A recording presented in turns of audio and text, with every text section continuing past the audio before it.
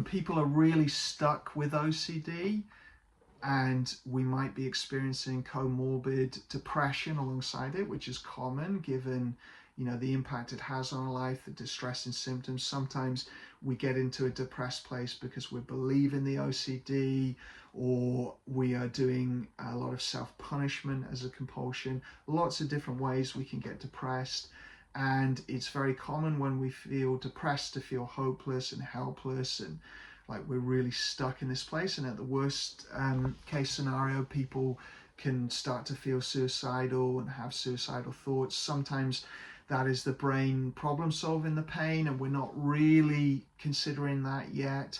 But it can get more severe, and obviously people can become suicidal with OCD. And I want to say, always reach out, always get help if you're in that place.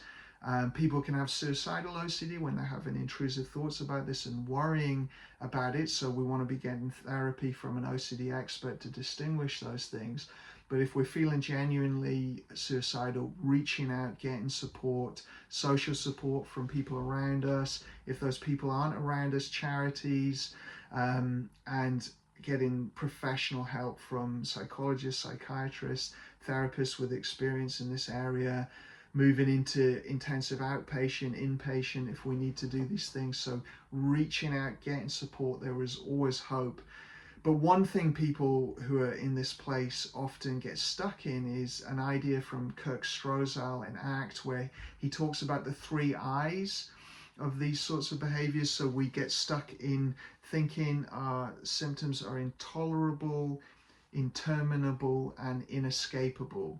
So intolerable, we're thinking we can't stand these symptoms. Interminable, so we feel that these symptoms will go on forever, and they will stay at the intensity they're at. And then inescapable, there's nothing I can do about this. And I think our mind is lying to us, and I see it a bit like a kind of whirlpool that draws us in, and we get stuck in this negative rumination, and then we get more and more detached and perhaps feeling dissociated, and we start to believe the lies that our mind is telling us about the hopelessness and these 3 I's. And we want to try to seek help and realize that actually we can tolerate and withstand a lot of distress, far more distress than this. And these periods where it feels really inescapable are very short. And actually, if you can get through them, it will shift and it will change. Even if it hasn't improved completely, it will be less unbearable within a shorter period of time if we can cope with it. That's what the research tells us. We can tolerate a lot of distress if we're using skills, if we are using acceptance and commitment skills, dialectical behavior therapy skills, things like that to get through those moments. We have behavior plans, we have social support, we're working with a therapist. There's a lot we can do to reduce the intensity of that distress so that we have the primary pain and then not all the additional automatic suffering that's being added in by our brain's attempt to control and get rid of symptoms. We can stay with the primary pain, which is much more tolerable and bearable.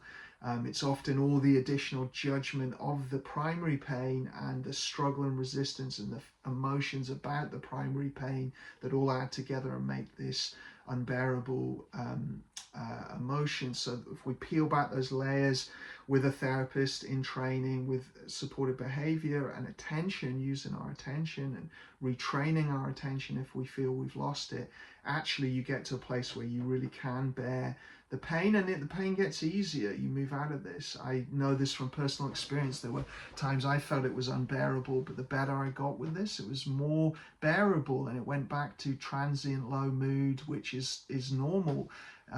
People in ancient times talked about melancholy, and this was a very common human experience that wasn't pathologized. So it is normal to have transient low mood, and we can all accept and handle that. It's all this additional layers, stresses from our environment, difficult relationships, very intense ongoing symptoms untreated. These are all the things that make it get to a place that feels like it is intolerable.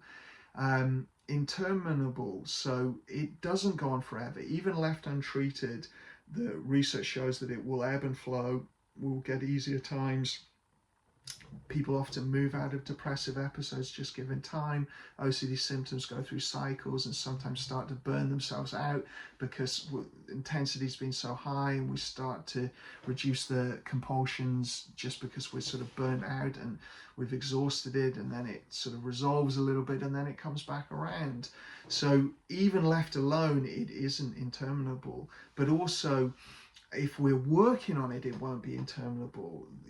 Symptoms stay high and around because we are struggling, often unconsciously. We don't know we're doing this. We're struggling with the symptoms. We're adding additional layers of judgment and worry and viewing our sense of self as not as resilient as we actually are, and tensing and bracing and getting anxious about the anxiety, or frustrated or sad about the anxiety, or these layers of feelings. So if we peel those back, actually you don't self-amplify feelings, and they don't stay around forever. They become more like waves that come and go. And inescapable, there's nothing you can do. Well, often that's a cognitive bias, a depressive bias that doesn't recognize actually there are times it isn't as intense. It does go up and down. Even the worst depressions are not 100% the same.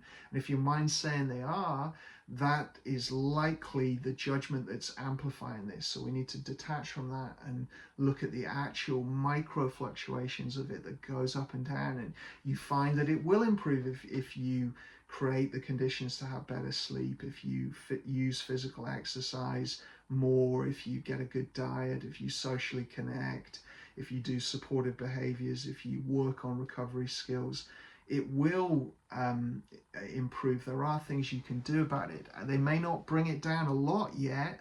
They will over time. It might only be slightly bringing it down, but often, there are things you're doing already that help. And our cognitive bias is just telling us that they don't help. And again, the biggest way of getting out of these three I's is learning my brain is and my mind is not my best friend here. And it's like an autoimmune disease that natural immunity is healthy, but it can turn in on itself and self-amplify. And so we want to use ACT skills, ERP, depression treatments like behavioral activation, social connection, social support, all the well-being and healthy lifestyle factors. We want to use all of these things to get out of that depression, start working on the OCD, start getting our life back, improving our distress tolerance and emotional acceptance, improving our ability to diffuse from our mind and reduce some of the impact and get our attention focused on life. And you'll realize that the brain has been lying. And then I think of it like one of those magic eye pictures that you view it one way, you see one picture and suddenly it flips. And there's the famous one where you can see what's called an old hag, which is a bit unfair on the woman in the picture, or a beautiful lady. It's called the old hag, beautiful lady, and it can flip between those two depending on how you're viewing it. And I think depression's like that.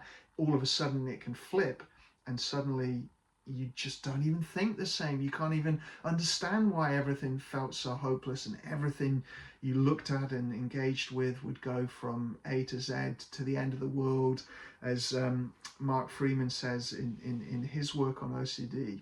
Our brain will stop doing that, creating negative realities out of everything, and you'll think, why on earth was it doing that?